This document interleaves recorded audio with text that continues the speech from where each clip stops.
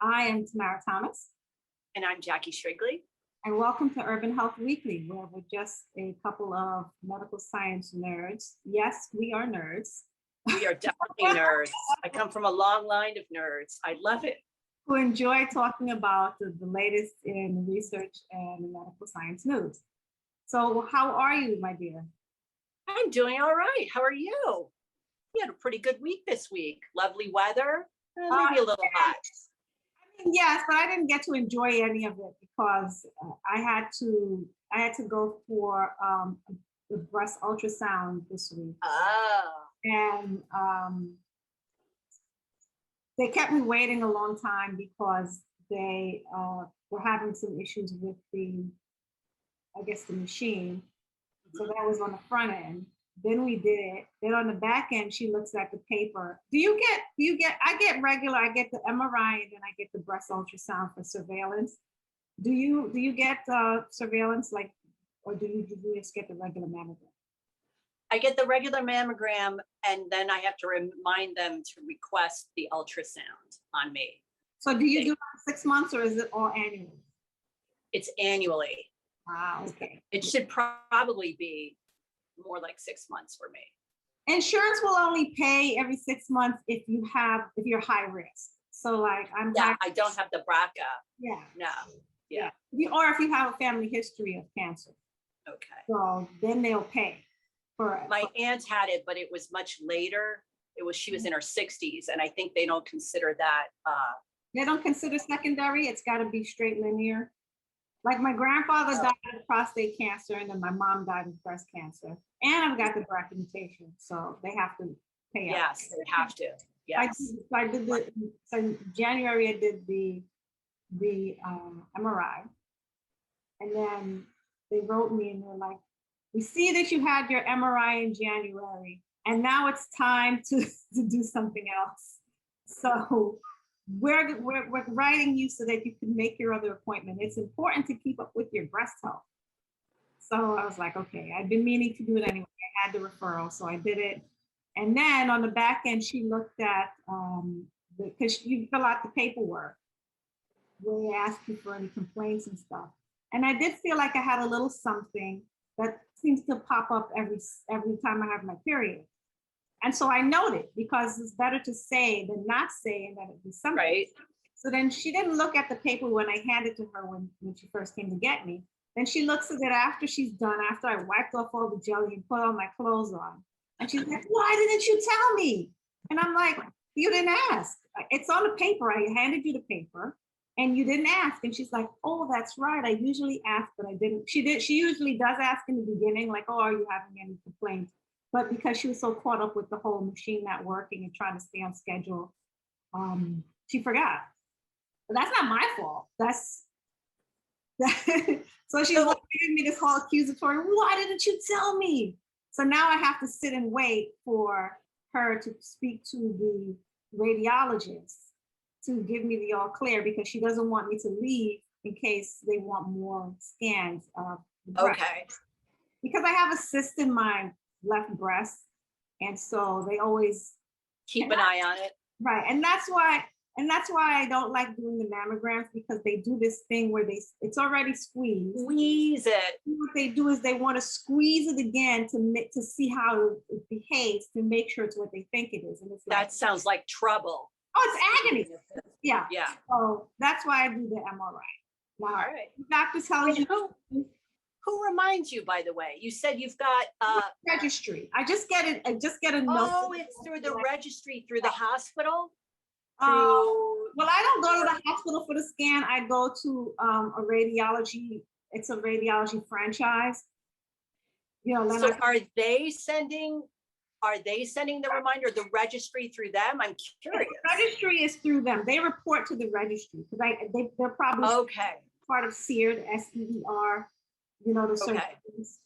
Okay. So they send me notices. If I'm just a month late, they write me and they're like, "Our records show that you haven't had something done in 6 months, and it's time for you to do something else." And blah, blah, blah.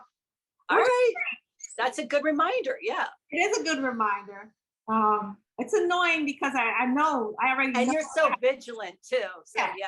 I know I have to get to it. It's not like I don't know. It's just that they're like, but it's good. It's good for people who don't keep up with that kind of stuff. So that was interesting. So I was a little bit annoyed. And then she started talking to me because they were looking at, they want me to follow up because of the not so great the not so great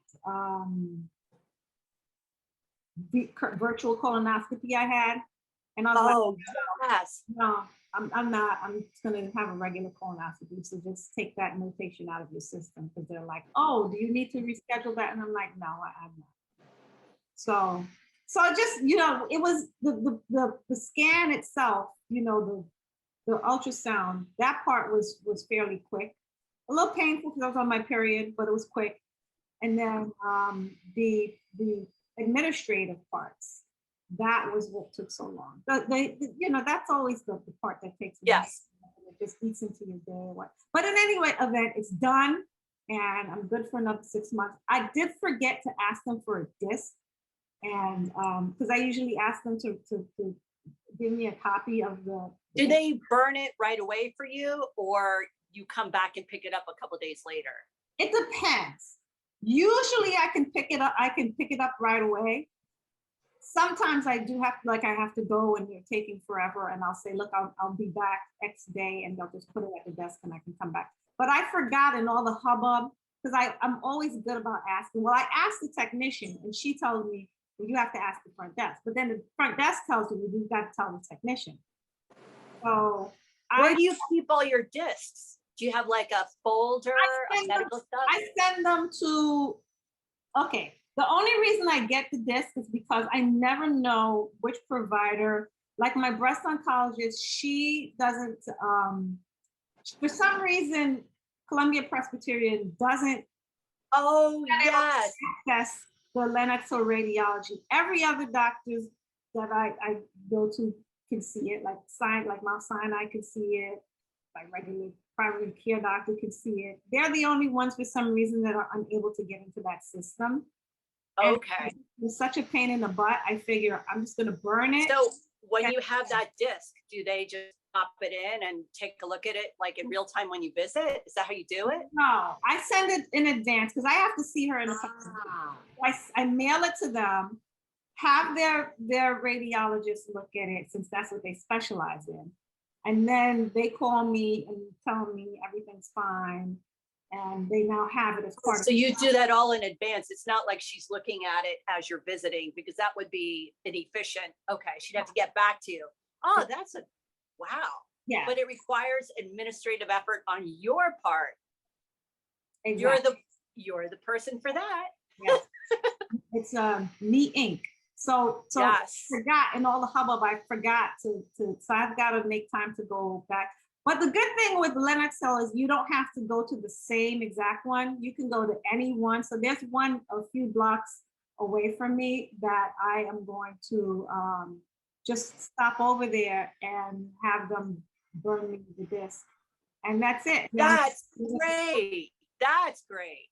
Yeah. Okay. So that's the one thing. I don't like going to them for the exams because these guys are efficient compared to the one in my neighborhood. Okay. In my neighborhood, you'll sit there for an hour and a half. And it's like, come on, why do you give me an appointment if you're gonna have me sitting here? Like, this is ridiculous.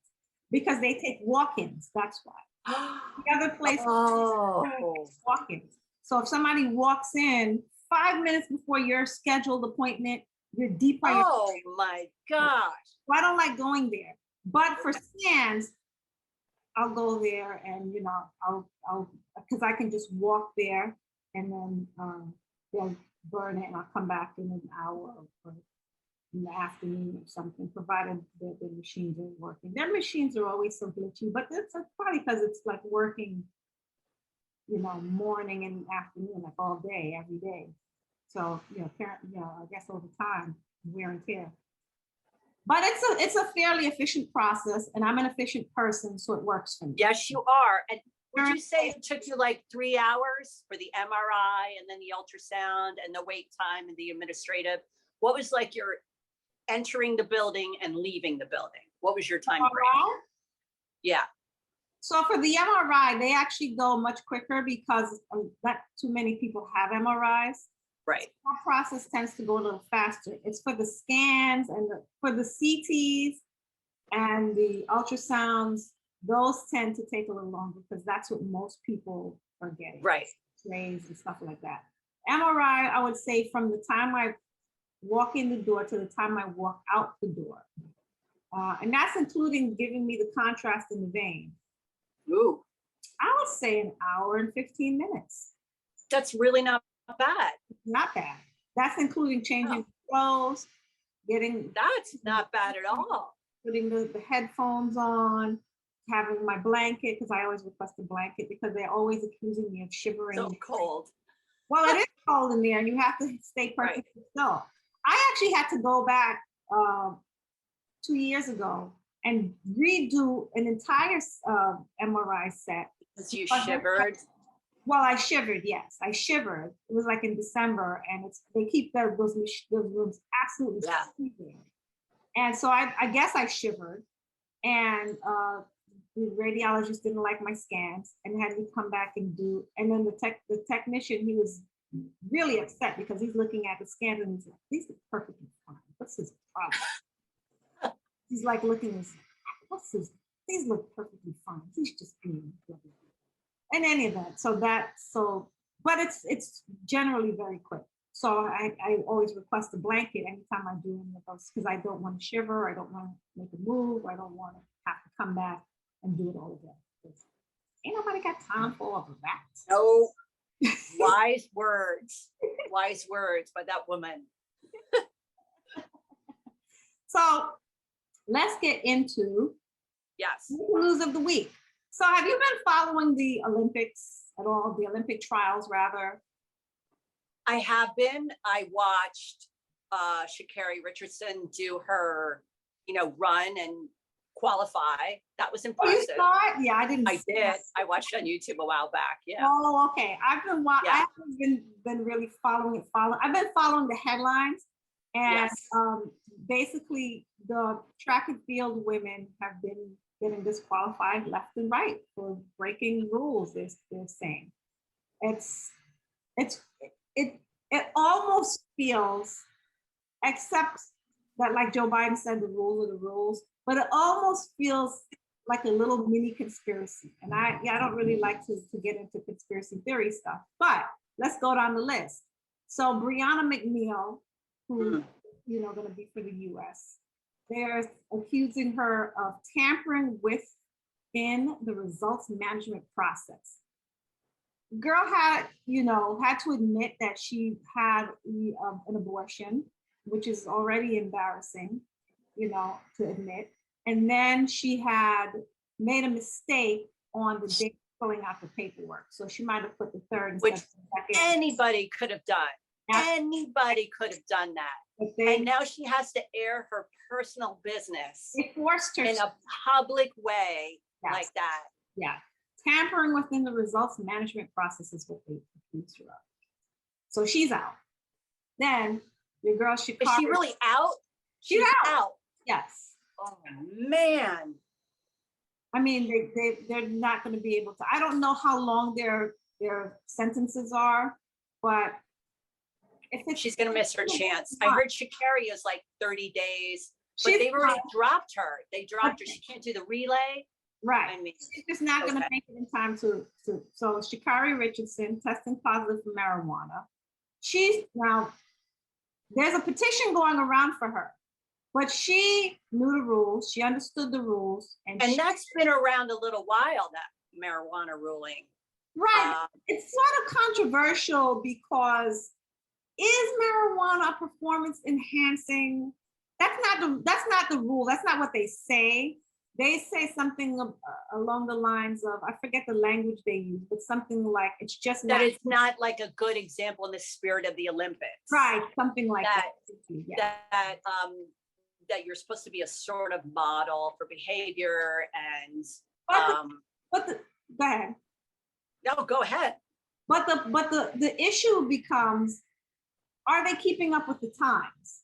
Because, No, no, because they changed that ruling before. I think it was like probably in the late 90s they changed that rule because somebody tested positive. I forget who it was. I think it was Ross.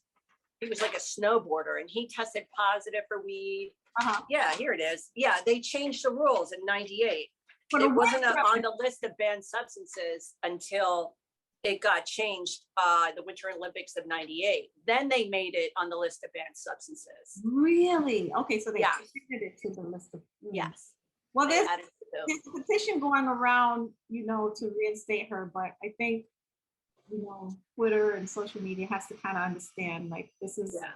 She was, I think, in Oregon, right, where it's legal when she ran the race. She had anxiety, her mother died. I guess she found out in Yes. some kind of way, and just Right. performance anxiety of having to deal with this and keep it together and keep that professional facade up and talk to the media and be. It's so much pressure. It's so much pressure. It is. Wait, say that again. It's what? She said, remember when they interviewed her on the sideline and she said, "I'm that girl." I just want everyone to know that I'm that girl. So That girl. I'm piggybacking on what she's saying. So in order for her to be that girl, she smoked, but she knew the rules and she knew that it wasn't a good idea. But she did what she felt she needed to do, and she's accepting the consequences. She's not. Right. But it's really, I mean, it's hard on her because she's going to miss, and now they're not going to even have her in the relay. She's going to miss, Yeah. and it's going to be a shame because everybody wants to see her run. Yes. I want to see her run. I mean, it's less exciting.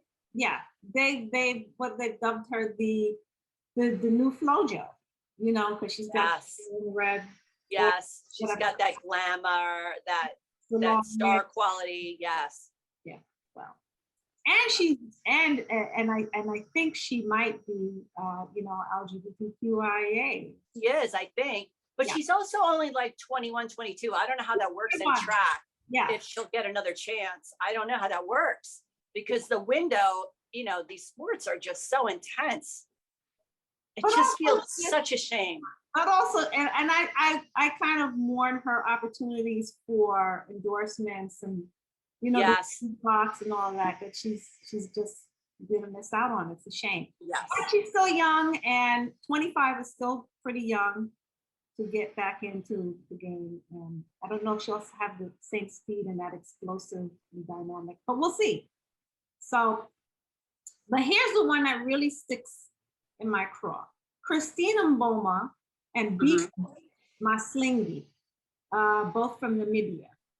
Now, they have rules for the women that you can't have a certain amount of testosterone in your body to compete in certain events.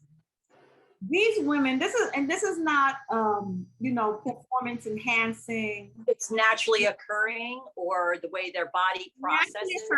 This is their natural testosterone levels are considered too high to compete in certain events. So they've been disqualified for nothing other than having a natural competitive advantage. That's hard. Where do they get to compete if they can't compete in the women's category? They don't. They can't. And if you're naturally over enhanced and you're male, it doesn't eliminate you. Is that correct? You're still not. Okay. There is no upper limit of testosterone for men. But there's upper limit for women. Women for certain events, yes. Wow. Yeah. The same thing for Caster Semenya of South Africa, same thing. Oh, and, yeah. Okay. And for Cece Telfer, but Cece Telfer is a transgender athlete, but it's still unfair. And I wonder if they're singling out these three African in order to, so the logic might be something along the lines of, like, if we permit them, then we have to permit transgender, and we're not going to do that. So we're just going to set an upper. And who is that the Olympic Committee? The Olympic Committee, yes. that Olympic committee is really like, it comes under fire a lot, the Olympic committee. It's a little, it feels sometimes, I recognize the rules are the rules, but sometimes the rules feel sort of arbitrary. I don't know. It's, that one feels unfair, especially if it's naturally occurring. And, you know, what are transgender athletes supposed to do if they can't perform under their, you know, how are they supposed to be able to perform? Well, that's the question I was having with somebody recently. So what should they do? They are women. Right. Why they're not able to they can't make themselves have less testosterone than they already have. I did read an article just recently. Just recently, I read an article where some endocrinologist, he said that that there seems to be a 2-year advantage, about 2 years, for a transgender woman still has a little bit of an advantage from her natural testosterone for about 2 years after she takes you know, yes, that, but you know, that was like a one article. I don't know that that's ever been replicated. That was just like his like personal opinion that he published. I'd be very curious to know if that is very interesting. But has it been replicated? Is that just like individual case study? Like, I don't know. I don't see, you know, and what do you consider, what numbers are an advantage? Like, what is it? There seems to be some upper body strength, you know, I don't know. Yeah. That's a tough one. But you're right. So then where do they compete? So where do these women, where do they go if they can't compete with other women? They can't compete with men, you know. Shelby Houlihan for the US tested positive for anabolic steroid nalandrone. Nalandrone normally occurs in pork. Really? Right. Well, you know, they inject these animals. Yes. So nalandrone is one that shows up in pork. So she checked her food records, because you know these athletes they're very fastidious about their diet. It turns out that she claims that she got it from ingesting a pork burrito from a food truck. They said, no, we're not buying it. You're disqualified. So all these women bumped to the curb, their dreams dashed for another how many years because of. That's a lot of women. Yes, that's why I said that's a lot of women. That's a lot of women. I feel like the standards are so much higher on female athletes. What is going on? What is going on? How realistic are those numbers? Those sort of testosterone numbers? Like, how realistic is that? Right. Are they unnaturally low? I mean, the natural variant in human beings is pretty wide. Huge, yeah. So, oh man, I feel so bad for that Shelby too. Yeah. And they're not even going to investigate it. They are allowing for that yes, this is commonly found in pork. And you know, when you do ingest that stuff, it does stay in your system. So I don't know how much of it. I don't know if it was a trace. I don't know if she was like, man, these are good. I'm gonna have one every day. Well, I'm gonna have 2. But it was enough that it got her kicked, and it flagged her. Okay. Flagged her. She appealed. They denied her appeal. I mean, all these women appeal. No, except for Shikari. She didn't. There was nothing to appeal, but she was dead to rights. Yeah, and now she's out because they just said that she's not going to be able to do the relay either, which would have been her one remaining event. Right. Wow. So that's 4 years these women are on the bench and have trained. But for the women who have the naturally occurring testosterone, where do these women go? You're absolutely right. That's a great question. What happens? You're a born athlete. Yes. And you don't get to compete. Yeah. You're too spectacular. You know, That's there was an interesting post on Quora where someone was talking about Michael Phelps. They were talking yes. about what was it called? It was privilege. So, certain privilege, when people enjoy certain privileges. It was a post about white privilege, but the person gave an example of how it Mhm. can be privileged. And they talk about Michael Phelps, how he's built a particular way. He has like these Yeah, really he's long super arms, tall. He has he's got paddle short feet. legs. Yes. You know, the way his body, it was this whole thing they broke down of how his Right. body was basically built for swimming. Right. Yes. And and he gets to compete. He gets to compete. He has his natural advantage. These women have this Yes. natural advantage, but it now becomes a disadvantage because God forbid the other women have to compete with that. You know, the playing field has to be leveled. I just, it's it's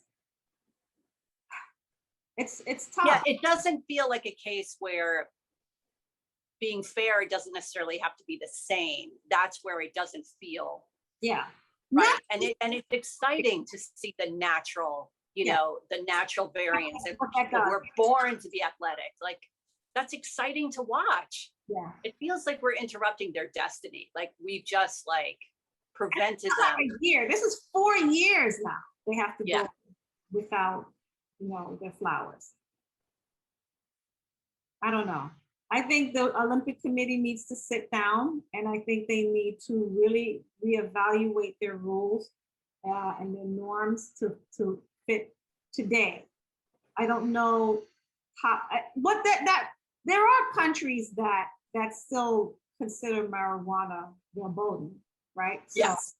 So it's hard to say because Olympics is the world, it's not just the US. Yes. I don't know. I don't know if it's really for us to say. I just know that it feels very unfair to me that these women have been disqualified for breaking the rules. But what are you gonna do? If they say that it's not to be, it's not to be. I just, That's big. There was like, I forget the guy's first name, but his last name was Indurain, and he was built with, like huge lungs. He was like a cycling machine, born like that. mhm. Nobody said that like he wasn't, that he shouldn't compete. They just said he's built, like you're saying for Phelps, that he's just built like a Right. tank. He's a perfect athlete for that sport. So Right. that's exciting to watch. He shouldn't be penalized for being, born with a perfect physique for that sort of sport. That's how I feel about, those ladies with the naturally occurring. Yeah. Yeah. And some people are trying to say, well, it's racism, sexism, and all this other stuff. I'm not gonna to get into that, but it does feel a bit punitive, is what I would say, and unnecessarily so. But as Biden said, the rules are the rules. All right. Smokers of menthol cigarettes have a harder time quitting, according to a new study from BMJ's journal Tobacco Control. They found that smoking cigarettes plain versus smoking cigarettes with menthol is associated with reduced success in quitting among people who smoke daily. So the FDA, as you know, is trying to ban all menthol from cigarettes. Partly they're saying because of it, because the menthol is what keeps it's what helps you tolerate the burn of the tobacco. Ah. Yeah, I don't smoke, so I don't know. I couldn't say. But the menthol cools the burn and makes the smoking tolerable and pleasurable. So instead of you going, it's like, so they want to remove that. So they're working to remove that. They've removed a bunch of stuff, but the menthol seems to be the one sticker that they're just like. I say that flavor sounds like, I mean, it's there for a reason. It's probably, very reinforcing. It creates its own like little addictive pattern or repetitive behavior. It's sensory seeking. People, when they're smoking, they're sensory seeking too. It's not just the nicotine. Yes. It's all reinforcing. I could see why that's like a trigger. And when they develop cigarettes, they're, you know, they're for the purpose of being, you know, nicotine delivery system. So that menthol adds a little extra something. What do you feel? You feel like, I could see why they'd want to remove that. That's like a sneaky little thing. I recognize that people want their pleasure and they want, you know, but. Well, you know, my dad smoked for many years, and finally he gave up smoking, I guess, somewhere down the line. Did he smoke menthol? He smoked Marlboros. I don't know. Is Marlboro? I don't know that Marlboro. I don't think so. Yeah, it's not. It's Newport, which is what I see a lot of. I remember cool cigarettes. They had menthol. There was like, it was like a cooler, like, yeah, okay. Newport is menthol. Okay. Are women more likely to smoke menthol? Your breath is a little fresher. People are more likely to smoke. I don't know if it's necessarily women. So okay. What the use of menthol cigarettes prior to attempting to quit decreased the probability of a smoker being able to abstain for more than 1 month by 28%, and for more than a year by 53% compared to those who didn't smoke menthol cigarettes. So that sounds pretty addictive to me. Sounds addictive to me, yeah. I think at the end of the day, we'll see what happens once the menthol, if they're successful in having the menthol removed, if that makes a difference. I know here in New York, they put a tariff on cigarettes and had made it so expensive. I don't know how anybody still smokes. That's got to be the #1 deterrent for smoking. It's so expensive. That a lot of people ended up just giving up smoking because they were like, I just can't afford it. Did they move to vaping? I don't know. Is vaping cheaper than cigarette smoking? I don't think so. I don't know, but I'll tell you, vaping has a lot of flavors and people get into that. And I can see why, I could see that that's part of its appeal is all the different flavors they put into vape. It's kind of like with alcohol, where they found that if they make the alcoholic beverages sweeter, they were able to open the market to get more to broader people. It's not just those amber drinks anymore. Now they're making like not hard liquor anymore. Yes, sweet drinks, and that's what brought women in. Crossover appeal, and then they got you. Because alcohol by itself, like there's no alcoholic drink that I'm like, delicious. I think it all put it into a pina colada though. If you put it into, well, not even. If you see, I don't know any brand names of I remember like peach schnapps back in the day. They had like these little flavors, or Midori, all these liqueurs that have like all these flavor, Kahlua, all that stuff. Okay, so Kahlua, pineapple rum, yeah, all those things. Right, exactly. Yeah. That's what I'm talking about. It makes it palatable and yummy and like, yeah, girly drinks. Yeah, they call it girly drinks. I use rum for baking, but that's like once a year, and right. And it is yummy. Like I smell it and I'm like, I can see why people. But the whole idea was we can get more people if we make it more palatable. And that's the whole idea behind the menthol. Like we found the thing that makes more people want to smoke and smoke longer. Yes. And take our. It feels like your breath is fresher when you've smoked a menthol cigarette than when you've smoked like a regular cigarette. And I think that has some appeal to people also. It's almost like they've chewed gum, like Mentos, like you chew like a piece of like candy sort of that has like, your breath feels fresher. I think that's part of the appeal. Well, good luck to them. I hope that I do hope the FDA is successful in getting this removed. If that's, and if it makes a difference in people's smoking habits. Mm-hmm. I just think sometimes addiction is addiction. For sure, it won't get new people. It won't get new people.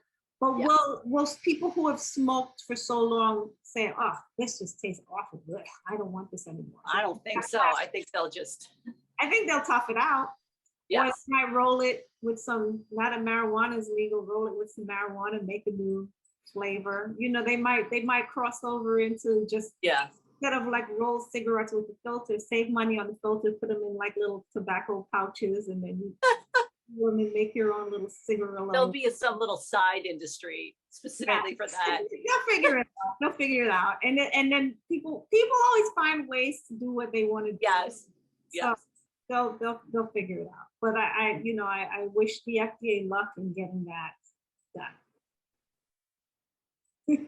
Me too. Fewer smokers makes me happier.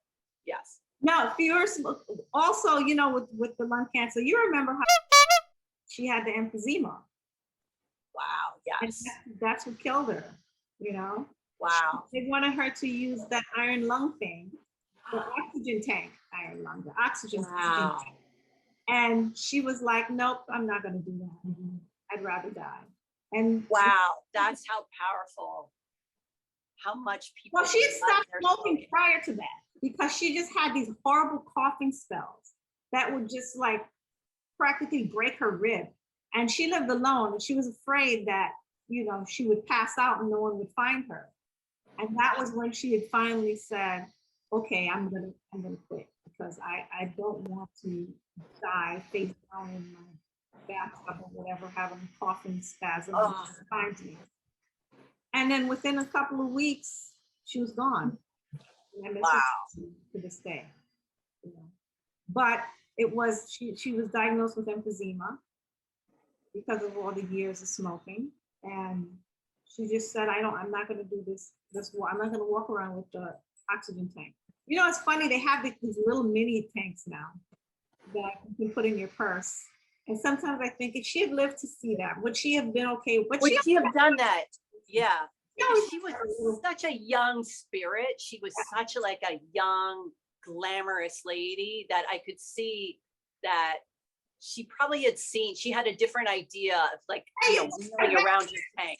Yeah. They had the big one that you had to drag around with you. Yes. And she lived in Florida, right? So there's lots of people you see regularly pulling around tanks like that. So she had an image. She didn't be that. She didn't want to be that. Yeah. She was just like, I'd rather die than be that. And she did. God rest her soul. God rest her soul. Mm-hmm.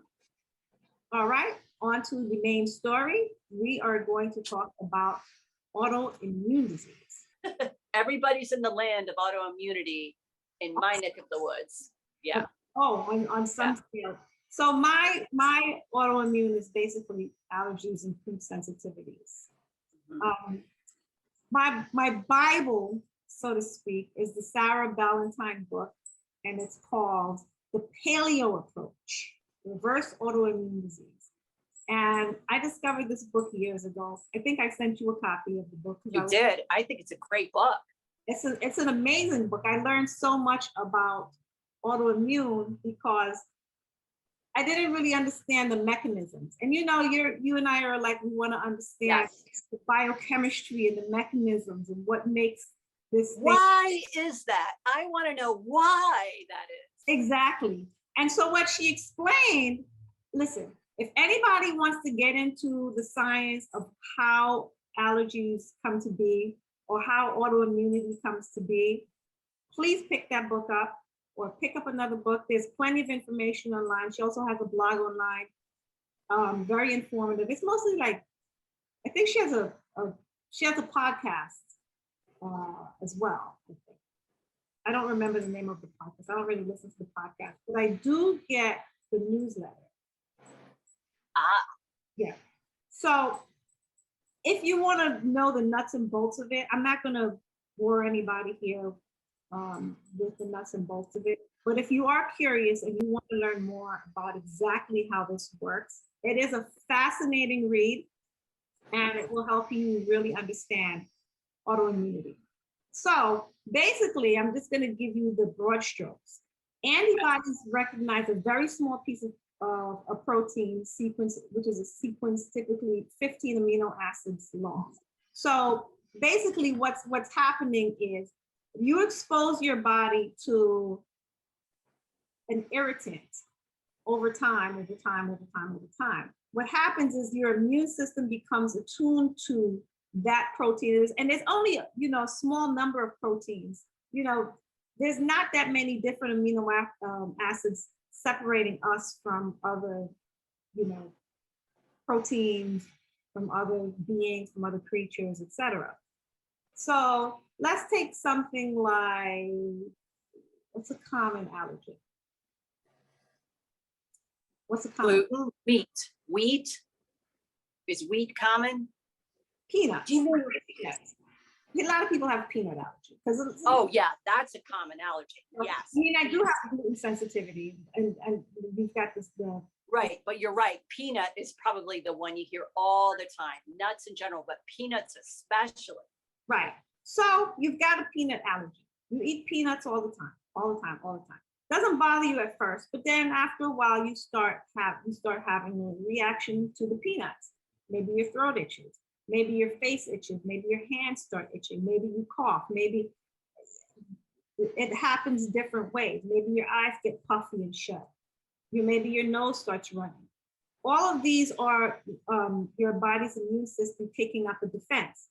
Now, what happens is the reason it crosses over into your immune system attacking your own body is because there is a protein that guarantee you looks very similar to the peanut amino protein. And your body goes after that because it's so similar. Let's say the protein looks like this and yours is like this. Okay. Your immune system will go after this because it looks very similar to this. It's close enough. It's close enough that your body's looking at it like, invader, invader. It doesn't discriminate at this point. And so it goes after your own body. And so if it's your thyroid, it goes after your thyroid. If it's your skin, it goes after your skin. If it's your lung, it goes after your lung. Well, read off the list of all the different diseases that are considered autoimmune diseases. Wow, there's over 100. There's over 100 autoimmune diseases. So, oh my gosh, Addison's, alopecia, ankylosing spondylitis. I'm not sure if I say that right. Ankylosing spondylitis. It's like this. And that's not even all of them. That's not even all of them, even close. It's so big. Celiac disease, gluten intolerance, which is what I have. Mm-hmm. Oh, Hashimoto's thyroiditis, which I have. And I probably have it because I was eating gluten and didn't know that I was gluten intolerant or celiac. I didn't learn till much later. Actually, I learned first that I had Hashimoto's. And then I learned that later that I had gluten intolerance or celiac, and that was probably what caused all that. I mean, it just goes on and on. Mixed, connective tissue diseases, type 2 diabetes, type 1 arthritis. Some people argue that Alzheimer's might be. I mean, it's so broad that there's inflammation is in the mix. It's essential, and that it's essential to the understanding of all these diseases. So yeah, Meniere's, connective tissue, vasculitis. I mean, we could go Graves' disease. Graves' disease. Go on. Andy Williams has the Graves' disease. He has Graves' disease. She had the thyroid because she always talked about her bulging eyes. Right. Right. Now she's got the Graves' disease, which she found out after she went on that vegetarian diet for a while. And I remember. Oh, she didn't learn that till after. Oh. Yeah, after she did that whole vegetarian stint. And I remember thinking when she went vegetarian, I would just remember thinking, it's a bad idea. You've got autoimmune, honey. It's not a good idea. And sure enough, they diagnosed. So she had that fainting spell, and then yes. Then they diagnosed. She didn't already she had Graves' disease before that. Oh. She just knew that she had the thyroid issue. Autoimmune thyroid, yeah. So what is it when your eyes get? Is that hypo or hyper? Graves, that's hyper, but Graves' disease is sort of strange. It leans towards a hyper. Okay. And there's also thyroid eye disease, which is also autoimmune, but it goes directly to your eyes, basically. So wow. even if you treat your thyroid, the autoimmune issue still goes after your eyes. It's just, it's just like all your organs are up for grabs when you have autoimmune. Your immune Yes. system will go after it. Go after it. Yes. Very careful what I feed Lizzie because she gets behind her ears. She gets eczema behind her. Okay, there's one, eczema. Yeah. It's very painful and super crusty, and I have to put creams and stuff. Oh. But that's that, and she gets it on her hindquarters. But that's the extent of it. It's not like all over her. But I have to be very careful, you know. So when the school And you're vigilant. You guys really pay attention in your household. I try not to cage her in too much, and because what happens is, you know, there's always some party at school. Yes. And then the school contacts me and they're like, can she have a cupcake? There's a birthday party today. It's not gluten-free. And I'm like, okay, she can have half of one because I don't want her to feel like. Right, to feel left out too much. Right. Because I've got special needs. So I do allow her to have half of, you know, a cupcake and stuff like that. She tends to not enjoy them very often, but Okay. I don't want her to feel deprived. So I do let her, and then, you know, it's like, okay, I'll give her some allergy medication later. She's also allergic to apples. You learned that. But you know what's interesting? It's not all apples. It's certain apples. So red apples for some reason. Yeah, because I started looking at varieties of apple, red apple. Because it's where they're grown. So some it's not the apples themselves, it's where they're grown and what kind of trees are around them that they're cross-pollinated. Oh my God, are you kidding me? Oh yeah. Yeah. So can she have like a green apple versus a Honeycrisp? Yes, she can have a Granny Smith with no problem. But if I give her a Honeycrisp or a Fiji, I don't even touch Red Delicious because I don't find them delicious. But yeah, they're undelicious. Yeah. He has a Fuji or a Honeycrisp or something like that. Those are extra sweet and they're more recent hybrids. They're good. Those are like newer species of apple. Yeah. Oh, that's interesting. They're very great for. They are. But I can't give it to her because then she starts scratching her butt cheeks and it's like, uh-oh, what did you have? Oh, poor little kid. Yeah. So, but she can have Granny Smith, no problem. Those and I buy bushes, but she loves apples. So no EpiPen in your house. It's not that kind. It's not a histamine response per se. Not an anaphylaxis. It's not anaphylaxis. Okay. Right, exactly. So in my case, it looks like I have celiac disease, which I didn't know I had for years, gluten intolerance. So that's technically not necessarily a histamine response. It's a food inflammatory reaction. They call it a FIR. So it's also autoimmune, but it's not engaging the histamine side of that response. And so it causes damage to the intestinal villi, which is, and it makes you essentially have a leaky gut. And once you get there, then of course, you know, toxins can enter your body and you don't absorb food properly, you don't absorb nutrients. And so you can sort of be consuming all this food and sort of be starving and be completely malnourished. So, and it's not a case where you can develop, there's nothing to take. The only way, there's no medicine to take so far. The only thing you can do is avoid gluten. And then your body, your intestinal lining has to heal. And that can take years. And so I've been avoiding gluten. I guess it's probably been like 12, 15 years, probably. So, but it looks like consuming gluten for some people can also, once you're in that autoimmune, it can aggravate all your autoimmunity situations or diseases. And then I got Hashimoto's also. So that's an autoimmune thyroid disease that can cause your thyroid to go, you know, super active or low active. In the long run, you end up with hypothyroid. So I have to take thyroid medicine. And that's my destiny. I will be taking thyroid medicine for the rest of my life. And that's just how it is. Do you find that the medicine is helping? Yeah, if you don't take the medicine, if your thyroid isn't functioning, your entire body is Yeah, wrapped around your thyroid. is like Yeah, the brains of the thyroid. Quite a master gland, yeah. And so all those other functions don't work properly without the thyroid. So it's essential. And then it becomes a whole debate as to like which thyroid medications you like to take. Do you like to take natural thyroid? Do you like to take synthetic thyroid medicine? But that's like a whole other issue. But you know, it's very common. It's super common for women, especially at a certain age. It's really common for women to have hypothyroid. Oh. So yeah. And you know, that's all related to diabetes, type 2 diabetes, insulin resistance, PCOS. All those things are like really related. A little with the not the diabetes, but the pre-diabetes. I seem to be yes, at that A1C of 5.7. It just, okay. you know, it doesn't.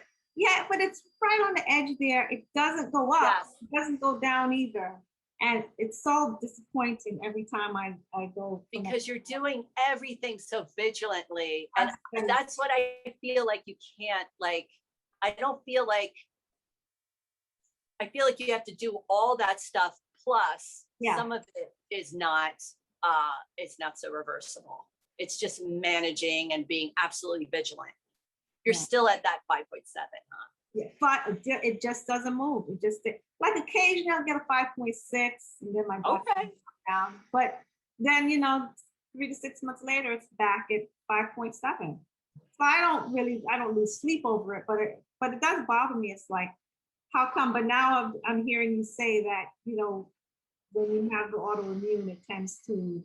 Yeah, they all feed each other. It just triggers other autoimmune diseases. Yeah.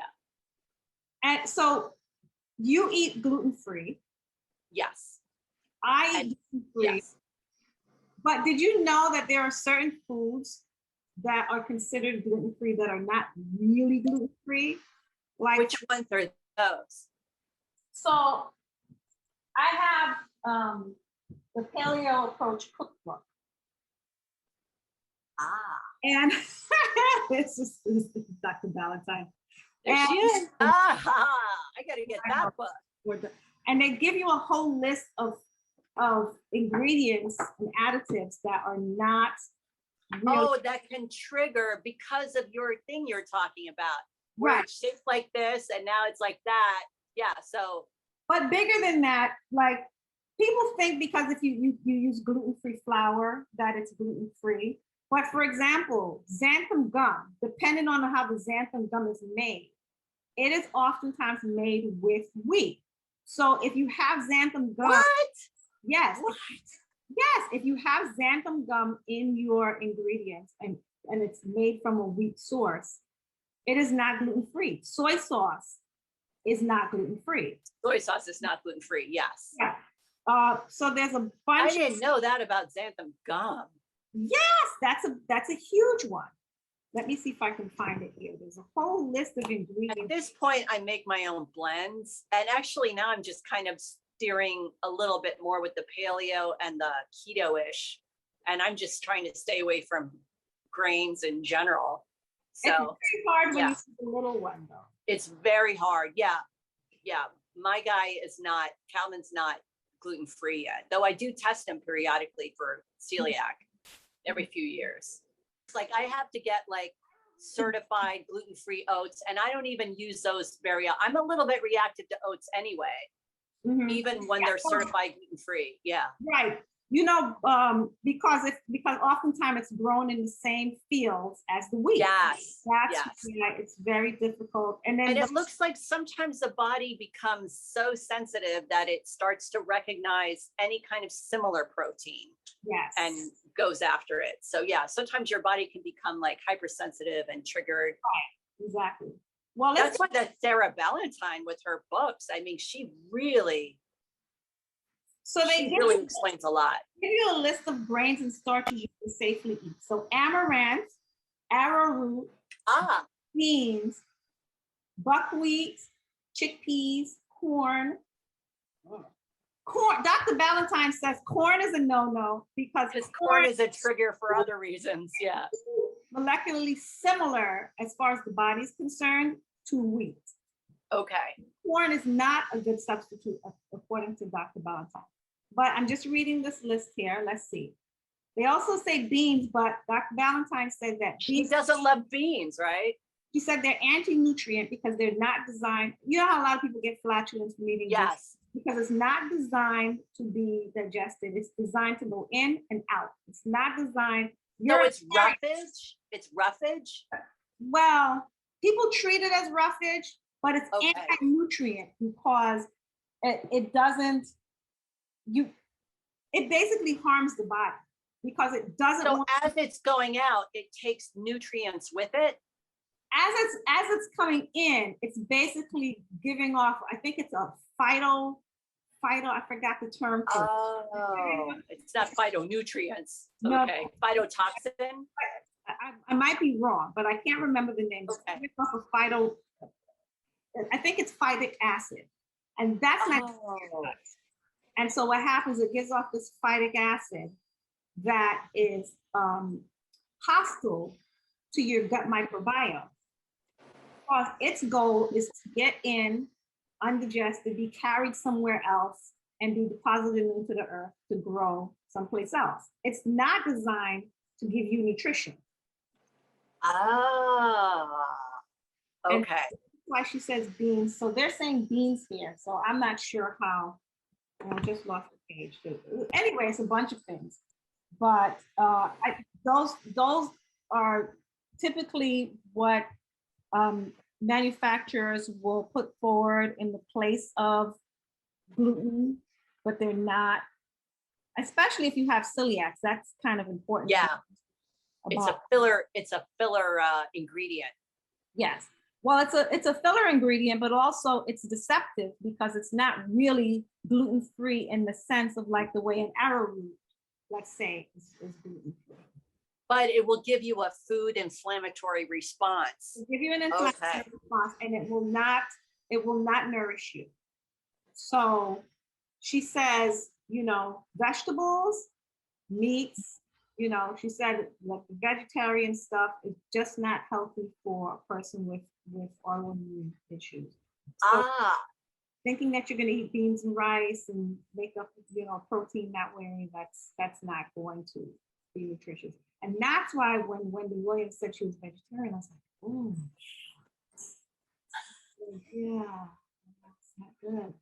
She did lose weight fast on that. So I think, was she vegan? I don't think she was even vegetarian. I think she was vegan. She was vegan. She even posed for PETA with the I'd rather wear. Okay. Yeah, right. She had that going on for a while, but ultimately it made her worse, So if you get the chance, Dr. Sarah Valentine, she's not paying me to do this. Right. It saved my health. Yes. Great book. And saved me a lot of heartache. And I imagine if you had found this book, 20 years ago, you might have been able to. Yes, I would be better health. Yes. Mm-hmm. So please check it out. I don't know. Maybe I don't recommend the gluten-free for dummies because some of the advice is not. But the thing about the Dr. Valentine book is some of that stuff is very strict. Like she also says, don't eat eggs. And then she gets into FODMAP, which is a whole, we're not going to get into FODMAP. But, it's basically foods that have, I can't even explain what FODMAP is right now, but, FODMAP. Look it up. And she gets into all of these different subsets of like what foods are okay, what foods are not okay. And then it gets really cumbersome and it becomes very expensive. So, yes. So thankfully, you and I, we've got Whole Foods and, we have the time to make our own breads and make our own this and that. But not everyone has the time or the inclination or the money. So for example, she said, don't eat eggs. I could never not eat eggs. And she gives a whole explanation about why eggs are not good for you. It's really you can eat the yolk, but not the white, I think it is, because something. Wait, is the yolk okay or not or the white's okay? I heard the white is inflammatory, but I don't know from her. Okay. Yeah, she talks about Okay. the white of the egg being inflammatory. You can Okay. eat the yolk of the egg, but Okay. they don't bother me. So Okay. you've got to decide, What works for you? I had a friend who was diagnosed with getting shots every month for rheumatoid arthritis. And I said, well, have you considered maybe cutting back on the pasta? Maybe I'm not going to give up pasta. So she'd rather would have the shots than to give up pasta, which is basically destroying her health. But what can you do? So say, take what you want from the book. It's very informative. It's best to know and then work from there with what will work for your body, what's not going to irritate you. I refuse to give up eggs, for example. Um, so other things I don't really budge on. I do enjoy chickpeas. I cannot tell a lie. I like, curry chickpeas. With spinach. I didn't realize about the chickpeas. I get back to The chickpeas are on the low list. And this other gluten, Okay. chickpeas are okay, but I don't. Okay. So you've got to make What works for you? Right. You've got to do what works for you, because this is about saving your life and saving your health. Well said. So that's it today for another version of Urban Weekly. I will see you next week, my darling. Yes, I will see you. I look forward. Mwah. Mwah. Bye-bye, babe. Ciao, Bella. Bye.